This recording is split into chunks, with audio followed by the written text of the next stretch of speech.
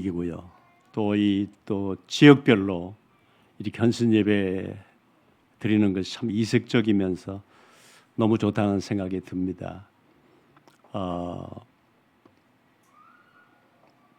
여러분들이 늘 기도해 주시는 가운데 우리 안류가 잘 성장하고 있고요. 제가 9년 전에 우리 학교가 하와이에 있을 때 그때 이제 학장으로 부임해서 지금 9년이 됐습니다. 하와이에 좀 있다가 다시 이제 원래 LA에 있던 학교인데 LA로 돌아왔고요. LA에서 작년 8월에 달라스, 텍사스주 달라스로 학교가 옮겨갔습니다. 물론 저는 또 학교 일을 하니까 학교와 함께 이삿짐을 다 달라스로 옮겨서 지금은 달라스에서 살고 있습니다. 제가 하와이에 왔을 때 그때 처음 하와이에 가보니까 등록생이 13명이었고 청강생들이 한 10여 명이 같이 참석을 했는데 지금은 등록생이 130명이 넘고요. 해마다 조금씩 늘어나고 또 청강생들은 많습니다. 또 강의 장소도 달라스뿐만 아니고 이제 지역 다니면서 LA에서도 워싱턴에서도 또 뉴저지에서도 지금은 멕시코에 3년 전부터 전도 제자반이 열려서 거기서도 수업을 하고요. 또 작년부터 이제 스페인에도 전도 제자반이 열려서 거기서도 수업을 하고 있고 이제 이 팬데믹이 시작되면서 모임이 안 되니까 전 세계에 있는 많은 학생들이 이제 온라인으로 수업하는 이런 시스템으로 이제 바뀌었습니다. 지금도 온라인으로 수업을 듣는 학생들이 대다수이고 강사님들이 달라스에 와서 강의할 때는 달라스에 있는 다락방 우리 식구들이 모여서 그 강의를 듣고 있습니다. 우리 다락방에 있는 모든 교회들이 안류를 위해서 마음 담고 기도해 주시고 또 안류 주일 때 헌금도 해주시고 제가 너무 감사하게 생각을 합니다. 주원교회 이제 소식을 1년 전만 해도 제가 좀 아픈 소식을 들었는데 그 얼마 후에 우리 장성도 목사님께서 담임으로 주원교회 오셨다는 소식을 듣자마자 제 마음 가운데 교회가 이제 살겠구나. 그 교회는 희망이 있다. 앞으로 큰 증거 있는 교회가 될 것이다. 그런 마음이 제게 왔고 또 제가 그냥 인사가 아니라 제가 많은 목사님들 중에 우리 장 목사님 메시지를 제가 가끔씩 듣고 있거든요. 훈련 메시지나. 우리 참 하나님께서 장 목사님을 주원교회 보내시는 거 보니까 앞으로 주원교회를 통해서 하나님이 큰 일을 이루시겠구나. 오늘 점심 식사 때 제일 연세 많으신 우리 정장로님을 비롯해서 장로님들이 행복하다고 얘기를 하시는 거예요. 우리 정말 행복하다고. 제가 많은 교회 다니지만 장로님들이 저 앞에서 우리 행복합니다 하는 거 오늘 처음 들었거든요. 교회가 축제 분위기로 완전히 바뀌었고 또 모이니까 잔치집 같고 아마 여러분들이 다 장로님들의 고백처럼 행복한 줄로 믿습니다. 너무 설교를 잘하는 담임 목사님 교회에 오면은 왠지 좀 부담이 돼요. 제가 다락방 만나기 전에 수십 년 전부터 미국의 신학교에서 설교와 강의를 했는데 저도 보니까요. 설교학 교수님들은 가르치긴 잘하는데 설교는 잘 못하시더라고요. 오늘 또 하나님께서 목사님을 통해 세우시니까 제가 겸손한 마음으로 말씀을 같이 나누고자 합니다. 우리 현대인들에게 필수품이 몇 가지가 있는데 자동차 운전하는 운전자에게 필수품은 내비게이션이잖아요. 우리가 모르는 길을 가려면은 그 내비게이션 없으면 갈 수가 없어요. 내비게이션이라고 지금은 부르지만 원래는 그게 GPS였어요. 글로벌 포지셔닝 시스템. 자동 정보 시스템이에요. 목적지를 입력하면은 이제 가는 길을 자세히 설명을 하고, 왜 우주에 있는 그 촬영기가 이 사람을 지금 찍어서 지금 길과 가는 방향과 모든 것을 안내를 해주지 않습니까? 그리고 목적지까지 가는데 이 속도로 가면은 몇 시쯤 도착한다는 것까지 정확하게 가르쳐 주잖아요. 이것이 오늘 지구상에 있는 많은 운전하는 사람들에게 필수품 중에 필수품이죠. 오늘 우리는 언약의 백성이고 천국까지 가는 여정은 언약의 여정이지 않습니까? 언약의 여정에도 필수품이 있어요. 만일 이 필수품을 아직도 안 가지고 있다, 그러면은 내비게이션 없이 목적지 찾아가는데 얼마나 고생해야 되겠습니까?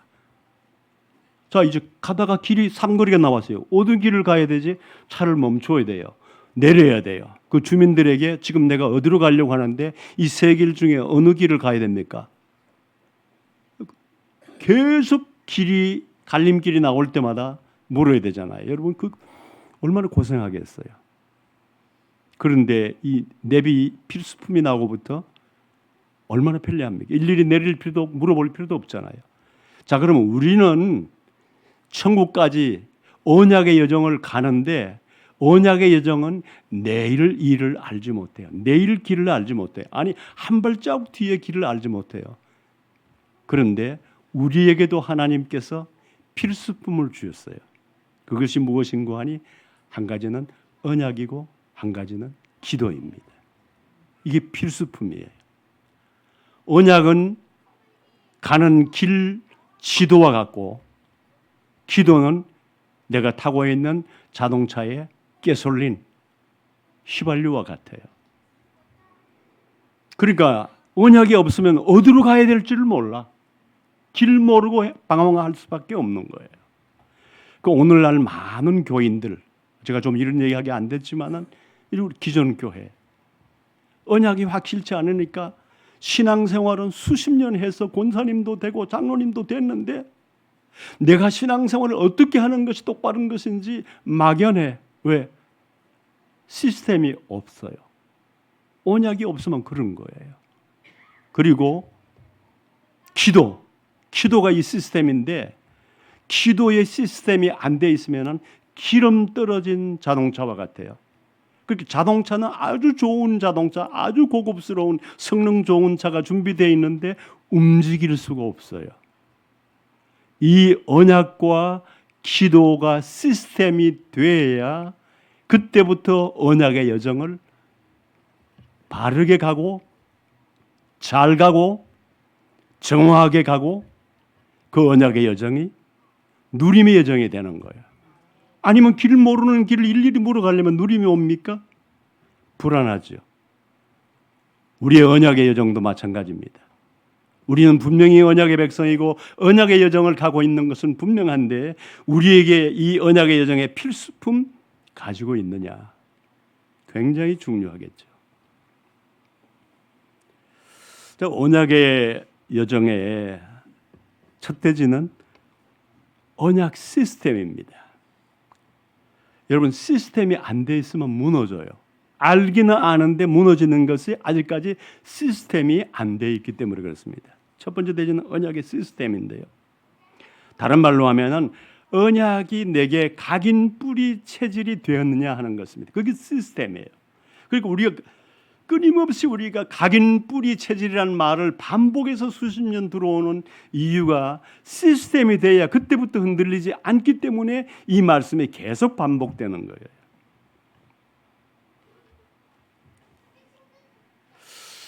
최초의 아담에게 무슨 죄성이 있었을까요? 죄 지어본 적이 없잖아요. 우린 창세기 3장 이후에 태어난 우리들은 태어나면서부터 죄성을 가지고 태어나지만 아담과 하와는 죄성을 가지지 않았어요. 왜? 하나님이 직접 만드신 창조물이니까요. 그런데 그 죄성이 없는 아담 하와가 실패했어요. 언약의 여정에 첫 발에 실패했습니다. 그 이유가 뭡니까? 바로 우리 언약의 여정의 필수품인 언약이 희미했어요. 분명히 하나님께서 동상 중앙에 있는 그 선악을 알게 하는 과일을 먹는 날에는 하나님께서 분명히 경고했어요. 정령 죽는다 이렇게 말씀했어요. 반드시 죽는다 이렇게 말씀했어요. 그런데 뱀이 와서 물을 때 뭐라고 대답했죠? 죽을까 하노라. 예. 언약이 벌써 희미해진 거예요. 하나님이 네가 그거 먹으면 정령 죽어 했는 말씀이 각인 뿌리 체질이 안 되는 거예요. 그러니까 뱀이 와서 꼬시니까 흔들릴 수밖에 없었죠. 그 우리가 언약의 하나님의 말씀이 각인 뿌리 체질되어야 된다 하는 것이 이유가 거기에 있는 거야. 안 되면 시스템이 안 되면 환경과 상황에 따라서 흔들리고 또 무너지니까요. 창세기에 보면은 네 족장의 이야기가 길게 자세히 기록되어서 창세기 1장에서 50장까지 기록되어 있는데 그중에 앞부분은 이제 창조의 역사라든지 이런 것이 있지만은 오늘 아브라함 때부터 마지막 창세기 12장부터 마지막 50장까지는 네 족장에 대한 기록입니다. 오늘 그냥 다 읽을 수가 없으니까 창세기 12장 1절에서 4절까지만 보았는데요. 이 창세기의 네 족장 자세히 기록됐는데 이 사람들의 언약의 여정을 크게 나누면 두 가지입니다. 하나는 언약 이전의 인생과 언약 이후의 인생, 언약 체험 이전의 삶과 언약 체험 이후의 삶, 그 네 족장을 보면요. 그렇게 나눌 수 있어요. 오늘 대표적으로 다 할 수가 없으니까 오늘은 네 족장 중에서 두 사람 아브라함과 요셉만 한번 우리가 살펴보도록 하겠습니다. 자, 아브라함은 언제 언약을 체험했죠? 이삭이 태어날 때 언약을 체험했어요. 이삭을 태어날 때에 이미 두 사람은 아이를 가질 수가 없는 상태였어요. 그러니까 아이를 낳을 수가 없는 거죠. 태어날 수가 없는 거예요. 절대 불가능. 그런데 하나님은 분명히 내 씨로 하여금 하늘의 별수와 땅의 모래수와 같이 번성게 된다는 것이 하나님의 약속이고 언약인데 신체적으로는 이미 불가능해. 그런데 태어났잖아요. 전혀 불가능한 데서 임신을 해서 90세의 할머니가 이삭을 출생했습니다. 이게 언약이 무엇인지를 충격적으로 언약을 체험한 거예요. 아브라함은. 하나님은 우리에게 약속하신 것이 언약인데 하나님은 언약을 성취하시는 일에 어떤 것도 문제가 안 된다. 어떤 것도 문제가 될 수가 없다. 오늘의 불가능. 오늘 여러분들이 내 앞에 기도 제목 중에 도저히 불가능한 일들이 얼마나 많습니까? 기도하면서도 이건 불가능한 일이야. 이건 기적이 일어나야 돼. 이런 일들이 오늘 여러분들에게도 있잖아요. 그런데 하나님은 하나님의 언약을 성취하는 일에 불가능이 없으시잖아요. 제가 하나의 예만 들겠습니다. 오늘 여러분들 중에서 내 기도 제목 중에 이거는 아무리 봐도 불가능이야. 이건 기적이 일어나야 돼 하는 기도 제목도 있을 수 있습니다. 자, 그러면 한번 볼까요? 로마서 8장 28절에 하나님을 사랑하는 자 곧 그 뜻대로 부르심을 입은 자들에게는 모든 것이 합력하여 선을 이루시느니라. 내게는 지금 도저히 일어날 수도 없고 내게는 눈물겨운 지금 기도 제목이 있어요. 복음은 알았어요. 깨달았어요. 내 남은 생에 어떻게 살아야 된다는 인생의 목적도 이제 분명해졌어요. 그럼에도 불구하고 내가 가정적으로 내 건강이나 신체적으로 혹은 자녀에게 혹은 경제적인 면에 내가 눈물겹도록 지금 고민하고 있는 일이 있을 수도 있어요. 하나님은 아시잖아요. 그럴 때 우리는 갈등합니다. 말씀을 보면은 이건 문제가 안 돼야 되고 현실을 보면은 절박한 문제고 그것이 우리에게 있을 수 있잖아요. 그런데 하나님을 사랑하는 자 곧 그 뜻대로 부르심을 입은 자들에게는 모든 것이 합력해서 선을 이루신다. 오늘 오전 예배 때 제가 목사님의 말씀에 많은 은혜를 받고 또 많이 기록을 했어요. 왜 그런 거냐? 한마디도 놓치고 싶지 않아서 많이 기록을 했어요. 그런데 나의 어린 시절에 우리 가정 힘든 과정이었다는 말씀이죠. 상처받을 수밖에 없는 그런 가정 환경에서 성장한, 그러나 그 모든 것들은 나를 확실하게 언약 안으로 들어오게 하는 과정이었다. 이런 말씀을 잠깐 하시더라고요. 지난 날의 아픔, 지난 날의 상처, 그런 것들이 이제는 내게 문제되는 것이 아니다. 왜? 그것으로 인해서 절실하게 이 언약의 필요성을, 복음의 필요성을 깨닫게 하는 과정이었으니까. 이렇게 간증을 하시잖아요. 오늘 우리가 안고 있는 문제, 오늘 우리가 고민할 수밖에 없는, 갈등할 수밖에 없는 이런 우리가 안고 있는 문제, 이 부분을 어떻게 보겠냐 하는 겁니다. 네. 내가 언약이 시스템이 됐냐? 우리 장 목사님 확실하게 언약이 시스템이 됐어요. 그러니까 어떤 것도 문제로 보지 않는 거예요. 그것은 과정으로 보고. 네. 자, 그럼 이제 아브라함을 이제 언약 체험은 이삭을 통해서 언약을 체험했는데, 언약 체험 이전에는 어떻게 살았죠? 분명히 아브라함은 훌륭한 믿음의 사람이에요. 그런데 너의 본토 친척 아비 집을 떠나서 내가 지시할 땅으로 가라 했는데, 친척도 떠났어요. 고향도 떠났어요. 아비 집도 떠났어요. 그런데 친척 한 사람 달고 왔어요. 누구죠? 조카 롯을 달고 왔어요. 그 다음에 분명히 내시로 하여금 사라를 통해서, 아내 사례를 통해서 하늘의 별수와 땅의 모래수와 같이 번성케 하겠다는 것이 하나님의 언약인데, 이제는 불가능해. 신체적으로 생리가 끊어진 지가 오래된 할머니니까요. 그러니까 이제는 오히려 사라가 자기 몸종 하가를 남편과 자개해서 태어난 아들이 이스마엘이에요. 그렇죠? 이것이 아브라함이 언약을 체험하기 이전의 삶이었어요. 그 다음에 언약을 체험해서요, 절대 불가능해서 가능케 하시는 하나님을 체험했어요. 이삭의 출생을 통해서. 그 다음에 어느 날 기분이 좋은데, 어느 날 이제 청소년이 되었을 때 하나님께서 그 아들을 잡아서 제물로 드리라고 하네요.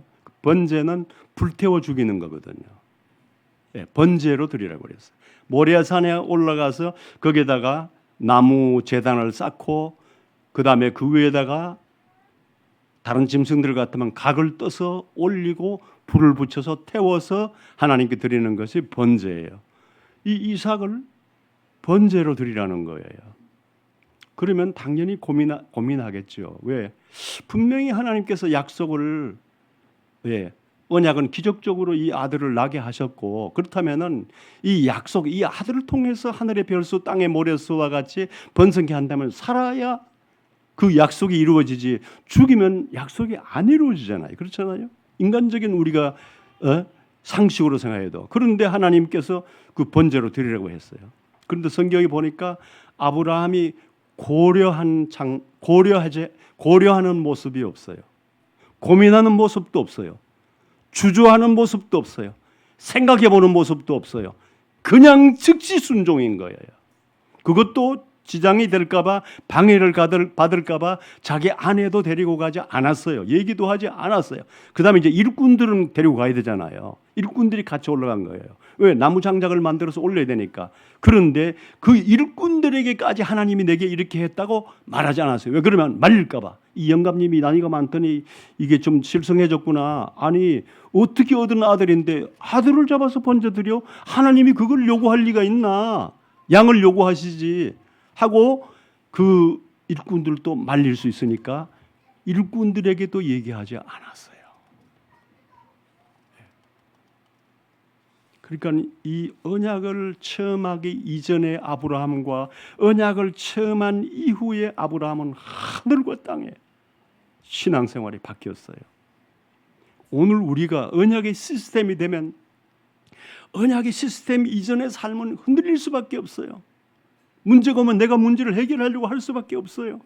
그러나 언약을 체험하고 언약이 시스템화되면 이제 달라지는 거예요. 내가 하려고 할 게 없어요.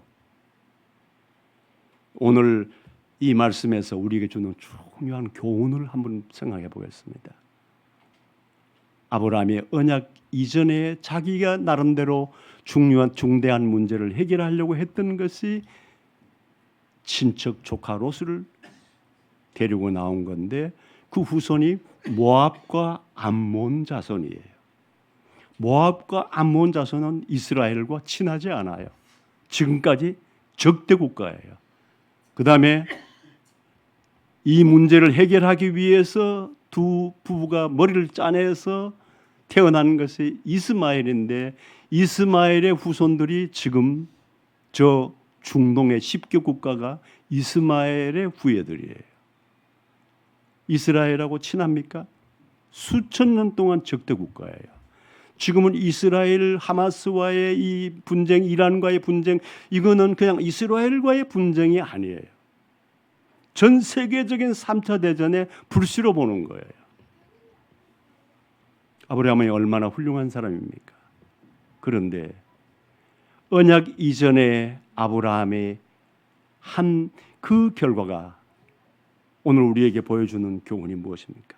인간적인 방법은 결코 올바른 답이 될 수 없다. 우리는 답답하면은 주여 주여 기도하면서도 인간적인 방법을 동원하려고 해요. 그런 유혹이 우리에게 있어요. 없지 않아요. 그러나 오늘 이 말씀이 우리에게 주는 중요한 교훈은 인간적인 방법은 결코 올바른 답이 아니라는 겁니다. 스스로 답을 만들면 안 돼요. 하나님의 대답이 느리면은 기다릴 수 있어야 돼요. 그렇지 않습니까? 내게는 대책이 없다. 하나님께 대책이 있다. 오늘 목사님 말씀하시면서도 내가 뭐 할 수 있는 게 있냐고.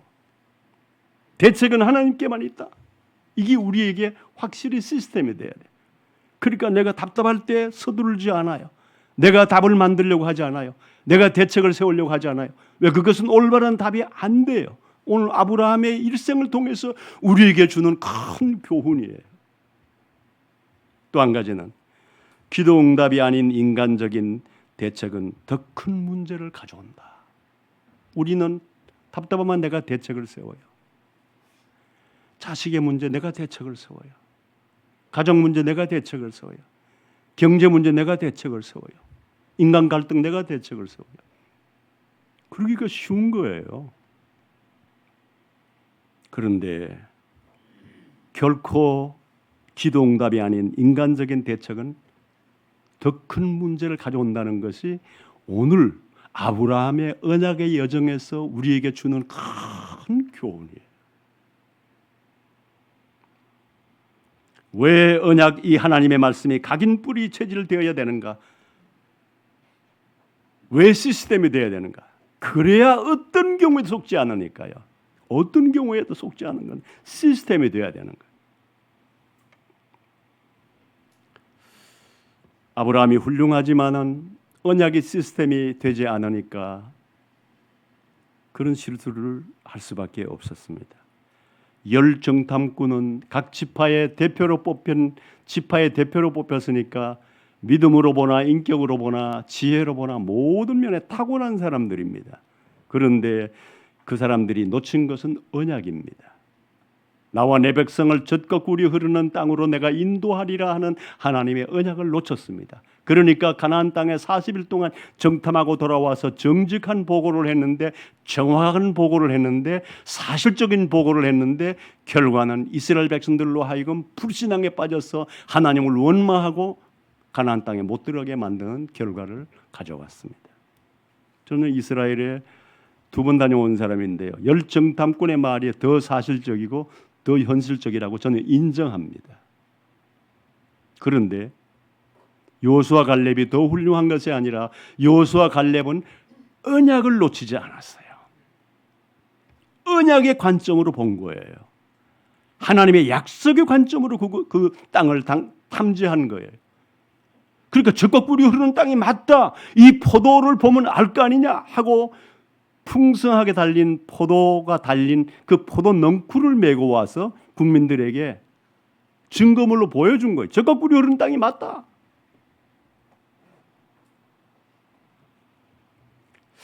우리가 이 시대의 젊은 사람들은 뭐 필수품 중에 필수품이 컴퓨터, 핸드폰이죠. 예. 근데 어떨 때는 보면 컴퓨터가 자꾸 오류가 나와요. 또 우리가 쓰는 핸드폰도 자꾸 오류가 나와요.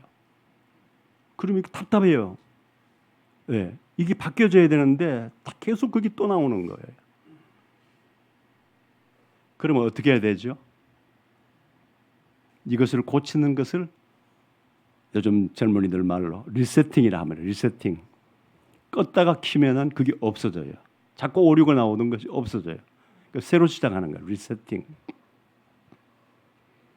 그러면 이제 오류가 발생하지 않아요.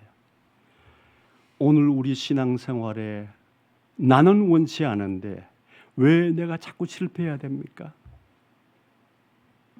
내 언약의 여정에 이런 것을 반복하고 싶지 않은데 왜 자꾸 그런 것이 반복되어야 됩니까? 그럼 우리는 어떻게 해야 됩니까? 리세팅. 그래서 옛 체질을 벗고 새로운 체질이 되어야 된다. 우리 체질 얘기를 우리가 오랫동안 많이 들었죠. 예. 리세팅이 안 되면 과거의 것이 과거의 내 삶의 시스템이 내 몸속에 그대로 있으면은 나는 원치 않는데 그것이 자꾸 반복이 되는 거예요. 나 이거 원치 않는데 자꾸 이렇게 되네. 나 이거 이런 삶을 원치 않는데 자꾸 이렇게 되네. 나 이런 말 하고 싶지 않는데 자꾸 이런 말이 내 입에서 튀어나오네.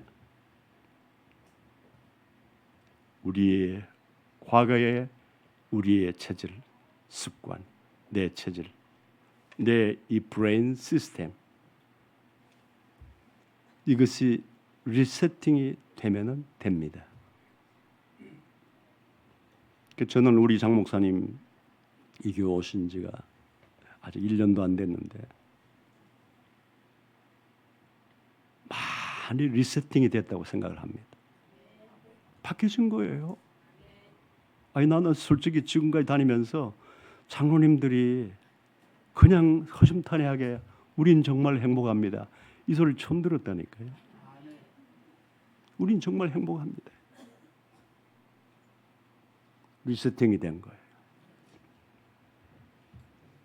우리 신앙생활에 이건 아닌데 하면서 반복되는 것은 다른 것으로는 안 돼요. 리세팅이 돼야 돼요. 무엇으로? 언약으로, 기도로. 언약이 시스템이 되고 기도가 시스템이 되어야 돼요. 그러면 내 삶은 바뀔 수밖에 없어. 아브라함은 이삭의 출생을 통해서 리세팅이 된 거예요. 이제는 언약이 무엇인지, 언약이 시스템이 된 거예요. 그러니까 그 아들을 잡아 죽이려 할 때 좀 고민해야 될 거 아닙니까? 당연히 하나님 연세가 많으시더니 좀 생각을 잘못하신 거 아닌가? 이렇게 생각할 수도 있잖아요. 네. 그런데 하나님의 언약 성취가 절대 불가능한 데서 가능케 하신 하나님의 언약을 체험하고 나니까 이제는 생각해 볼 이유가 없어. 고려해 볼 이유가 없어. 계산해 볼 이유가 없어. 앞뒤가 맞느냐로 따져볼 이유가 없어. 하나님이 하시는 일에 불가능이 없다. 이렇게 된 거예요. 오늘 이 소중한 오후 시간에 말씀을 듣는 귀한 우리의 주원교회 성도님들, 여러분들에게 이 언약이 시스템이 되시기를 주의 이름으로 축원합니다. 그러면 어떤 것도 문제될 거 없어요. 어떤 것도 갈등할 일이 되지를 않는 거예요. 네. 전에는 갈등해야 될 일인데 지금은 갈등이 안 되는 거예요. 왜? 하나님이 주권자이신데 하나님이 내게, 하나님의 자녀인 내게 안 좋은 것은 0.0%도 하나님께 있을 수 없다. 하나님께는 100% 아니 1000% 선한 것뿐이다. 지금 내가 고민 갈등할 수밖에 없는 환경은 과정일 뿐이다. 목적지가 아니야. 이건 하나님이 원하는 것도 아니고 내가 원하는 것도 아니고 우리 가정이 원하는 것도 아니고 목사님이 원하는 것도 아니야. 과정일 뿐이야. 그러니까 모든 것을 통과하게 되죠. 모든 것을 통과하게 되죠.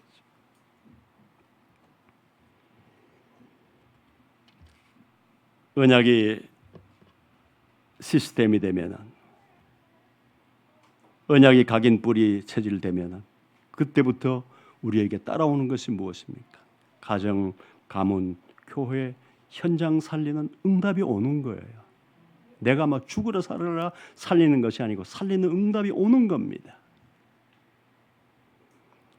7망대 7여정 7이정표, 그 응답이 오는 거예요. 내가 만들려고 하는 것이 아니라 응답이 오는 것입니다. 이런 것이구나.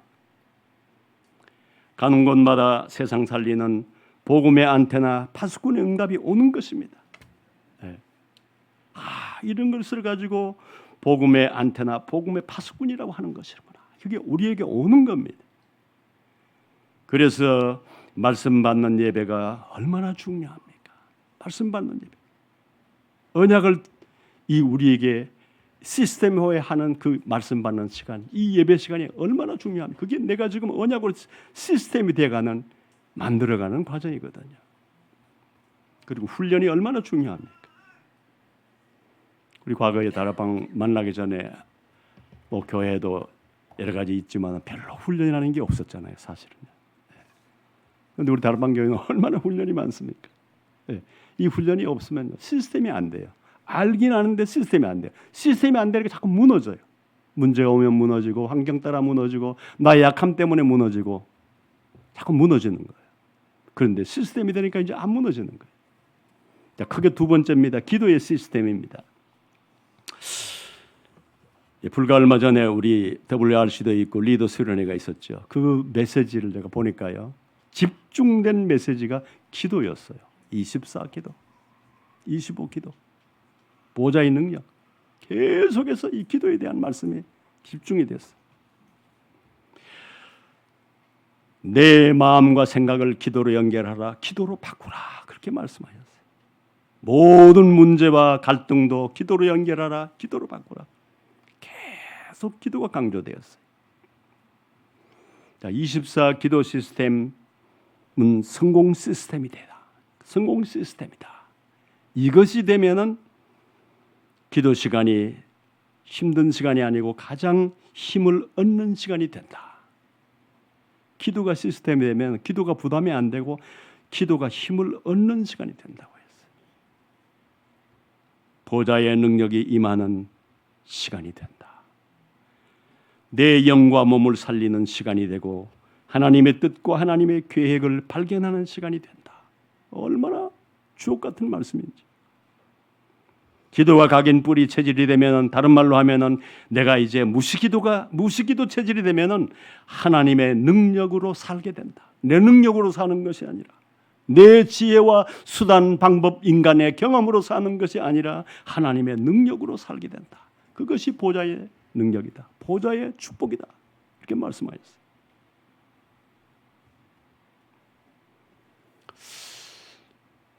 제가 갈릴리 바다에 가봤는데요. 바다가 아니고 사실은 호수죠. 큰 호수인데 거기 현장에 가니까 예수님의 12 제자들 생각이 나더라고요. 그 사람들은 지금 같으면 참 어떻게 내놓을 만한 사람들이 못 됩니다. 그걸로 고기를 잡아서 연명해 가던 사람들이니까요. 그런데 예수님께서 그 당시에 유능한 지성인들, 유능한 지식인들을, 그런 좀 서밋들을 뽑지 않고 모든 사람들에게 관심을 받지 못하는 갈릴리 어부들을 선택을 하셨어요, 제자로. 그리고 성경에 보니까 그들은 전혀 기도에 힘썼더라. 그들은 기도가 시스템이 되었어요. 기도의 사람들이었어요. 보좌의 능력과 연결된 삶을 살았어요. 그러니까 사회적으로 사람들의 관심을 받을 수 없는 그 사람들이 세계복음화의 플랫폼이 되지 않았습니까? 발판을 놓지 않았습니까? 놀라운 사실입니다. 오늘 우리가 아무리 무식해도, 오늘 우리가 아무리 가진 것이 없어도, 오늘 우리가 아무리 무능해도 그들보다는 나을 거예요. 그런데 하나님의 능력, 기도가 시스템이 되고 하나님의 보좌의 능력이 내게 연결되어서 그 삶이 되어진다면 어떤 일이 일어나겠습니까? 만일에 기도의 시스템이 없다, 좋은 고급 자동차인데 휘발유 떨어진 차와 같아. 움직일 수가 없어요. 그러니까 이 기도의 시스템이 언약의 여정을 가는 길에 필수품이에요. 이건 있어도 되고 없어도 되는 게 아니에요. 이거 없으면 정말 절박한 거예요. 아무리 고급 벤츠, BMW는 뭡니까? 휘발유 없으면 못 가는 거죠. 우리가 아무리 인간적으로 갖추어져 있어도 하나님과 소통하는 기도의 시스템이 안 돼 있으면 휘발유 없는 자동차와 같은 거예요. 얼마나 기도가 중요합니까? 마지막으로 요셉에 대해서 잠깐 생각을 해보겠습니다. 요셉은 정말 이 기도의 시스템이 되어 있는 사람입니다. 아마도 요즘 젊은 청소년들이 요셉과 같은 이런 환경이었으면 아마 10번이고 100번이고 극단적인 선택을 했을 거예요. 그 정도로 어려서부터, 가정에서부터 어려움을 겪은 사람이에요. 그리고 나이 30대 할 때까지 되는 일이 없어서 계속 꼬였어요. 성실하게 살았음에도 불구하고. 그런데 요셉의 삶에서 요셉이 갈등하거나 요셉이 흔들리거나 요셉이 고민하는 모습을 우리는 전혀 볼 수가 없어요. 왜 그런 거 아니? 기도가 시스템이 되었으니까. 어떻게 요셉이 기도가 시스템이 된 걸 알 수 있냐? 하나님을 알지 못하는, 여호와를 알지 못하는 바로 왕이 뭐라고 했습니까? 여호와께서 그와 함께 하심을 보았더라 했어요. 뭘로 보겠습니까? 기도하는 것을 보았으니까요. 그 누군가 신에게 기도한다는 걸 알았으니까. 네가 늘 기도하던데 그 기도하던 대상자가 누구냐? 그 신이 누구냐? 물었을 거 아니에요. 그분이 여호와시라고 했을 거 아니에요. 이 이방 나라 바로 왕이 요셉이 기도의 사람이라는 것을 알았는데, 요셉은 다른 사람과 비교할 수 없는 지혜로운 사람이, 그 바로 왕이 볼 때는 그가 여호와께서 그와 함께 하심을 보았더라. 그는 기도가 시스템이 된 사람이에요. 그러니까 요셉에게 있어서 어떠한 갈등도, 어떠한 시련도, 어떠한 절박한 환경도 그에게는 그렇게 문제되지를 않았어요. 문제 삼지도 않았지만 문제되지도 않았어요. 그것이 보좌의 능력과 연결된 사람의 삶이에요. 오늘 우리는 우리에게 지금 당면에 있는 문제를 문제로 보기 쉽습니다. 문제를 문제로 보면 우리가 속기 쉬워요. 문제를 문제로 보면 문제 되어져요.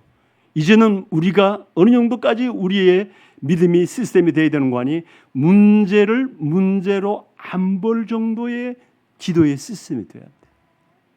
문제가 없는 것이 아니고 문제를 문제로 안 볼 수 있을 만큼 기도가 시스템이 되면 오늘 요셉과 같은 이런 믿음의 증인이 될 줄로 믿습니다.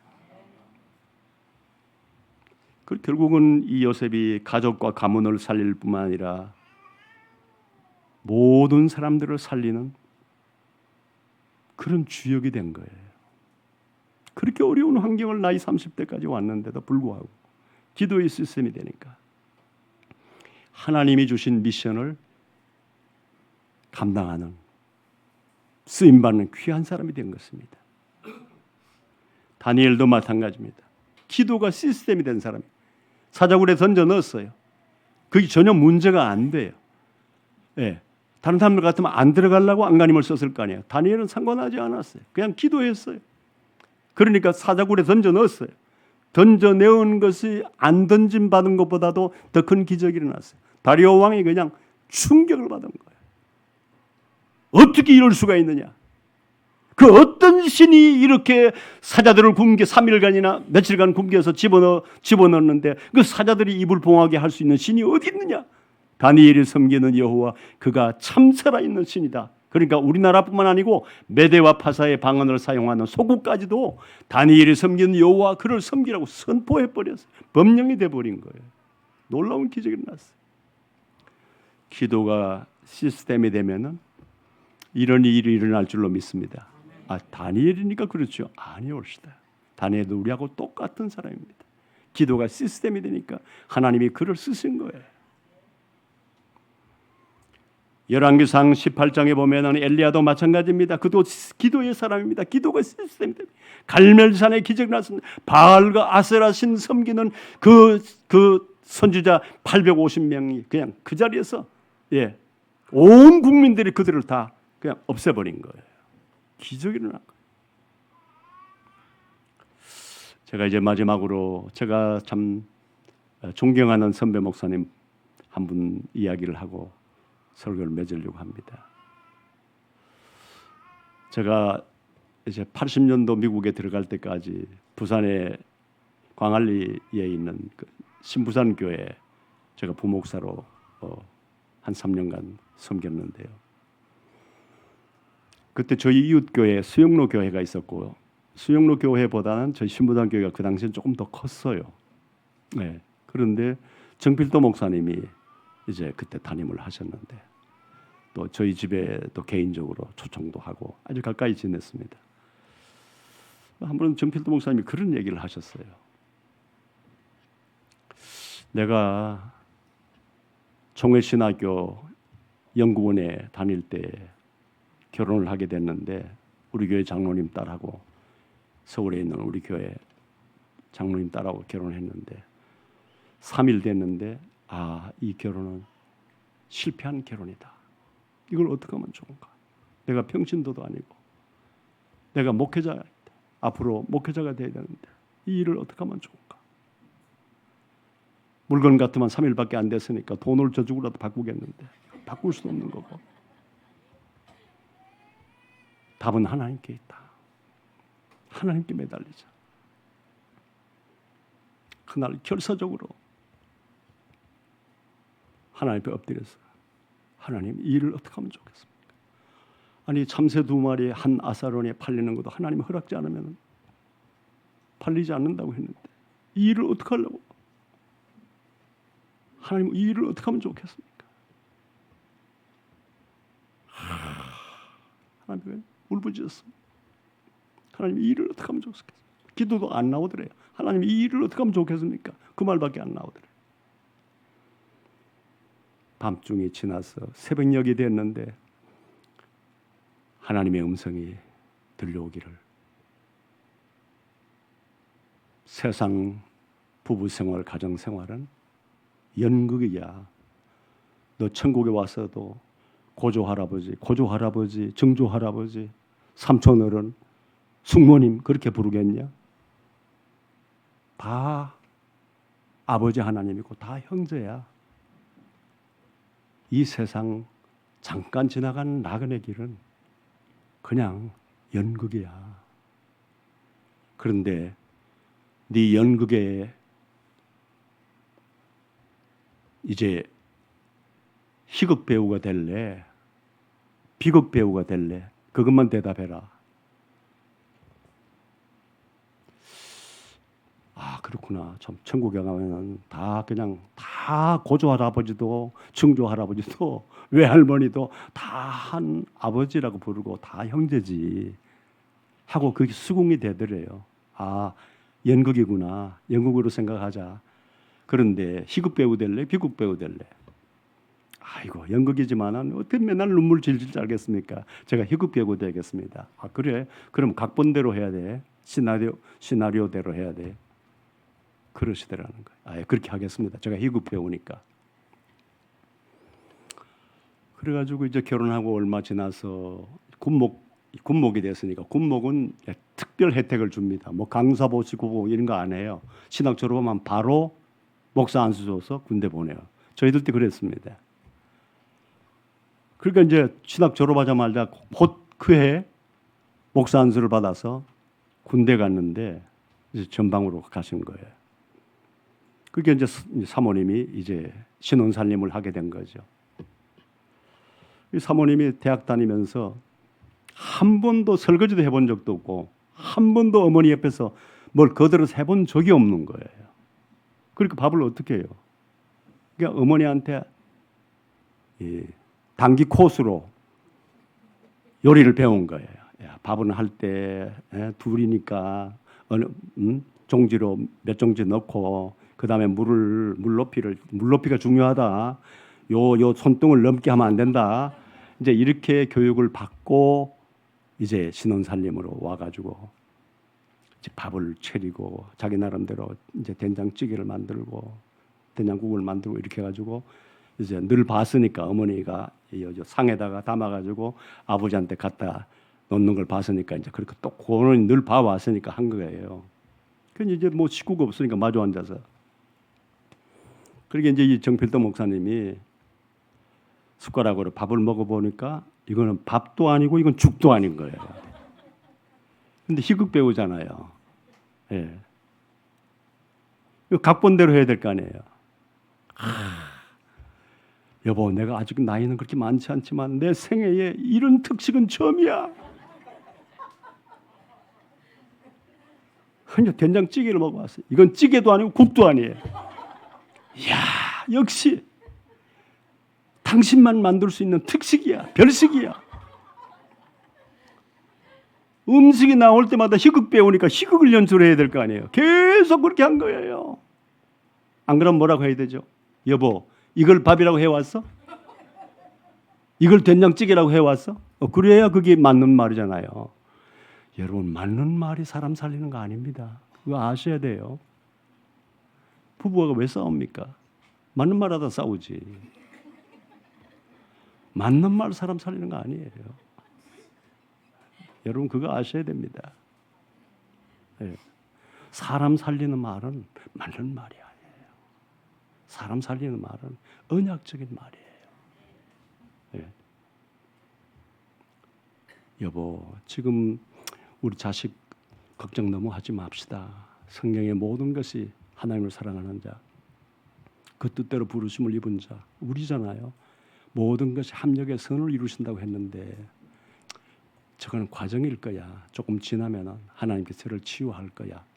이렇게 말하는 거하고 아이고 저 인간 저래가지고 저거 될까? 그게 현실이잖아요. 그게 맞는 말이잖아요. 맞는 말로 사람 못 살려요, 여러분. 그런데 이 정필도 목사님은 결혼하자마자 실패한 결혼을 뒤집었어요.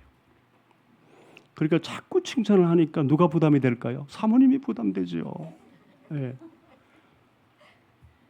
바른 소리 해도 할 말도 없는데 바른 소리 안 해. 막 계속 칭찬이야. 너 별식이야, 떡식이야.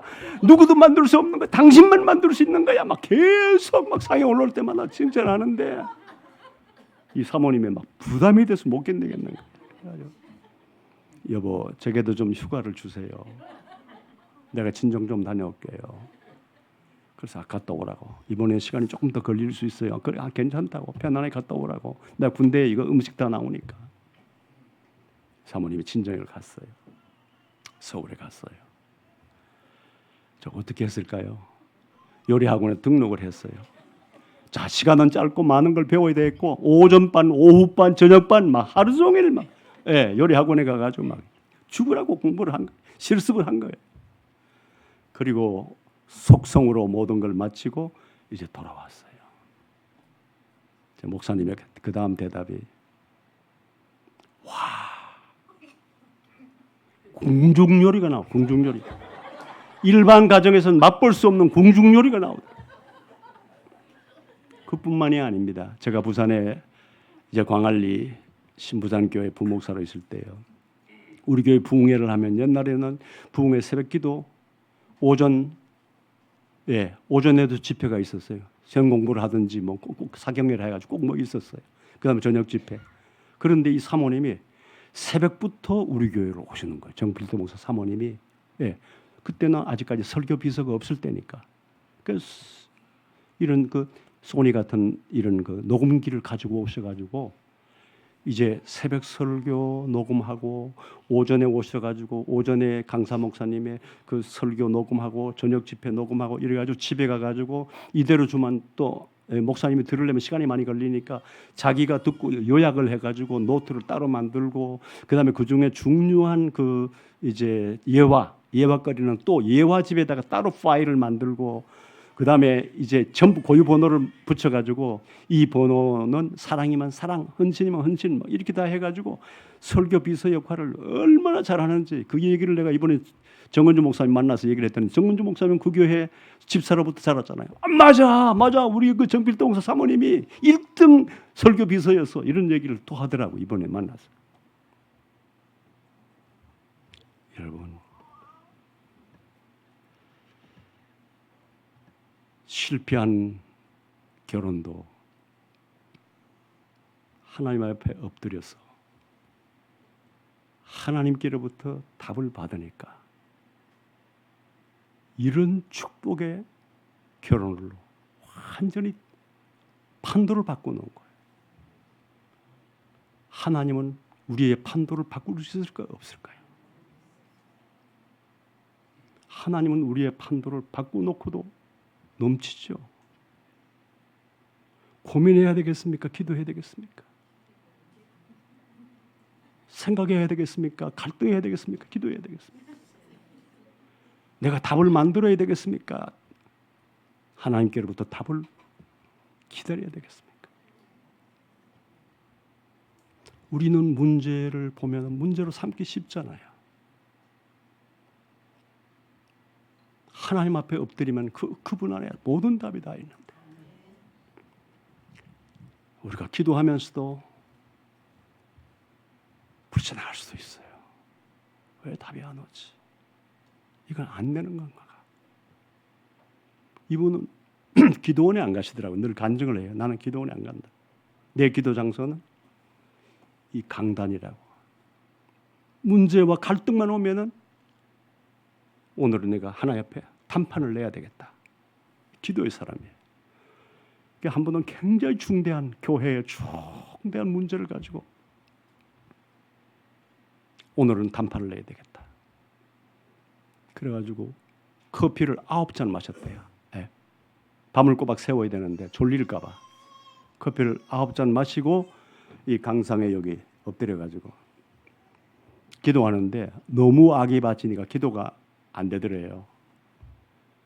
하나님, 그 인간을 데리고 가든지 나를 데리고 가든지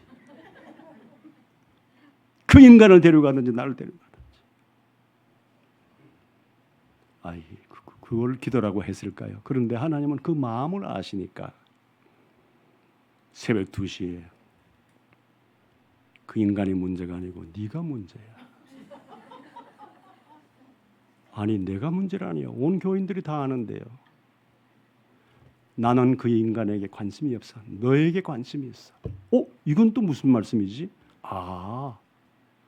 내가 서울대학 나왔지, 총신연구원을 나왔지, 목회 승승장구하지, 너무 모든 것이 잘 되지. 그러면 뻔할 뻔짜. 나도 모르게 교만의 자리로 갈 수밖에 없는 걸 하나님이 아시고 그 자리로 가지 않게 하기 위해서 저 인간을 막대기로 사용하시는구나. 나는 그에게 관심이 없어. 나는 너에게 관심이 있어. 이 말에 그냥 눈물이 그냥 쏟아졌어. 하나님, 이제 알겠습니다. 이제 알겠습니다. 하나님의 뜻을 알겠습니다. 하나님의 계획을 알겠습니다. 하나님의 의도를 알겠습니다. 나를 바로 세우시려고. 그 후에 깨끗하게 하나님께서 정리를 해주시더라고요. 사랑하는 귀한 성도님들이요. 이제 주일마다 또 시간마다 이 강단에서 얼마나 귀한 언약의 말씀이 쏟아집니까? 저도 멀리 미국에 있지만 목사님의 훈련 메시지라든지 듣거든. 제가 감탄을 한다니까요. 내가 목사님이 앞에 앉아 있었어가 아니에요. 제가 주변 사람들한테 야, 어떻게 이렇게 메시지를 정확하게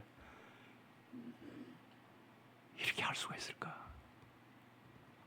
귀한 목사님 하나님께서 보내주셨는데 여러분들이 분명히 이 강단과 이 교회를 통해서 훈련을 받으시면 여러분들이 언약의 시스템이 되고 기도가 시스템이 될 줄 믿습니다.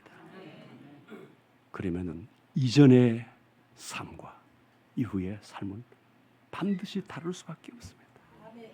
이제는 어떤 환경도 올라면 와라.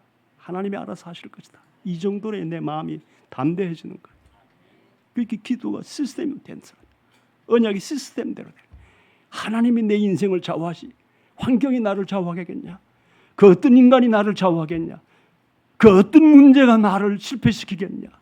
하나님이 나를 훈련하신 다음에 하나님 점검같이 나오게 하실 것이다.